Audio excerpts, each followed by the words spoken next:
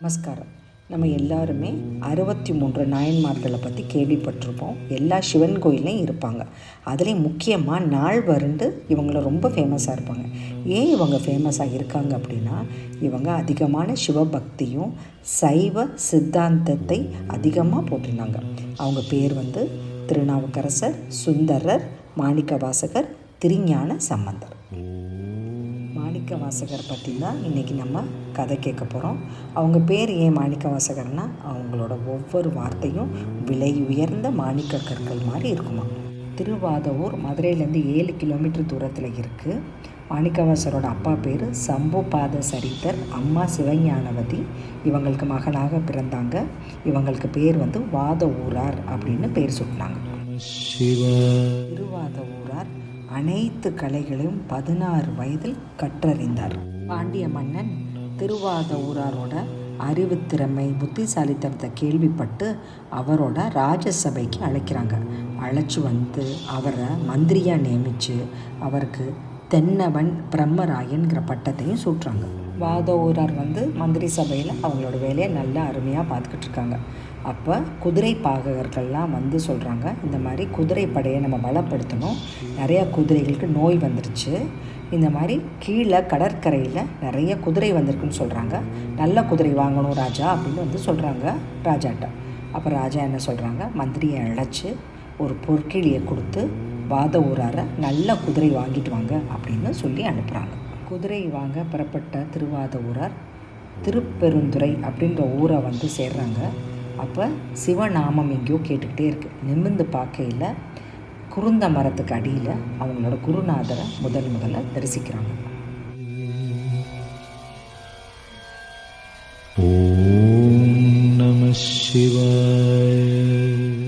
வாத ஊரார் குருவின் மிக அருகில் செல்கிறார்.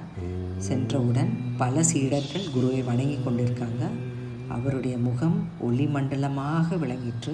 அவருடைய கண்கள் கருணையோடு இருந்துச்சு. சின்முத்திரை காட்டிக்கிட்டு இருந்தாங்க. வாதூராருக்கு காந்தம் போல இழுத்தது. அவர் குருவின் காலடியில் விழுந்து அடியேனை ஆட்கொள்ளுங்கள் அப்படின்னு என்று வேண்டிக்கிட்டாரு. குருவும் அவங்கள முழுமையாக ஏற்றுக்கொண்டாங்க. குருநாதர் நிறைய உபதேசங்கள் செய்து வைத்தார்கள். நிறைய தீட்சிதைகளும் வழங்கினார்கள். இது முழுமையாக உணர்ந்தாங்க வாத ஊரார். இனிமையாக பல பாடல்கள் பாடினார்கள் திருவாத ஊரார். அவரது குருநாதர் அவருக்கு மாணிக்கவாசகர் என்று பெயர் சூட்டினார்கள். மாணிக்கவாசகர் குருநாதரிடம், என்னை ஆட்கொண்ட போதே என்னுடைய உடைமைகளையும் ஏற்றுக்கொள்ள வேண்டும், அருளல் வேண்டும் என்றார். குருநாதரும் பொருள்களை கொண்டு சிவப்பணி செய்க என்று கூறினார்கள், ஆணையிட்டார்கள். மாணிக்கவாசகர் கட்டளையை ஏற்று திருப்பெருந்துறையில் கோயில் அமைத்து திருவிழாக்களை செய்து வைத்தார்கள்.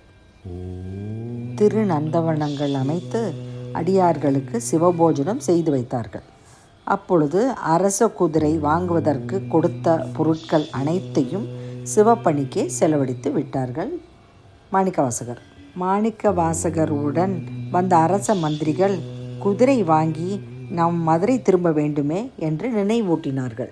மாணிக்கவாசகர் அடிகள் குருவிடம், இந்த மாதிரி நான் மதுரைக்கு குதிரைகள் வாங்கி நான் எடுத்துகிட்டு போகணும் அந்த மாதிரி சொல்கிறாங்க. அப்போ குரு மாணிக்கவாசகருக்கு இலச்சினை அப்படின்னு ஒன்று கொடுக்குறாங்க. அது என்னென்னா, ஒரு ரத்தினம் மோதிரத்தை கொடுக்குறாங்க. மாணிக்கவாசகர் அரிமர்தன பாண்டியன் இடத்துல ஆவணி மாதம் மூல விண்மீன் அன்று குதிரைகள் வரும் என்று வாதூர் அடிகள் இலச்சினை அந்த மோதிரத்தை கொடுத்து உறுதி கூறுறாங்க.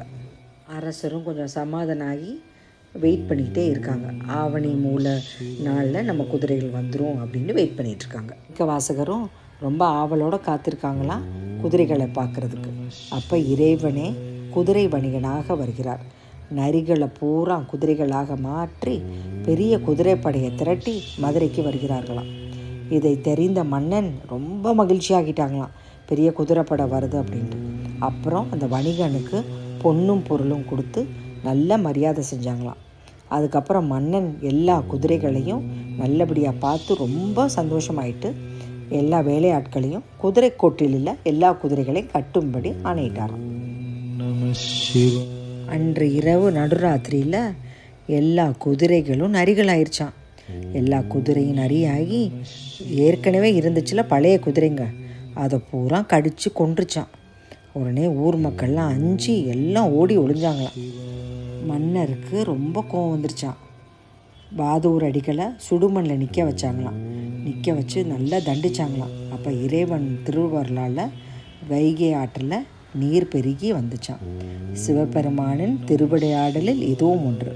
அடுத்த லீலை பிட்டுக்கு மண் சுமந்தது.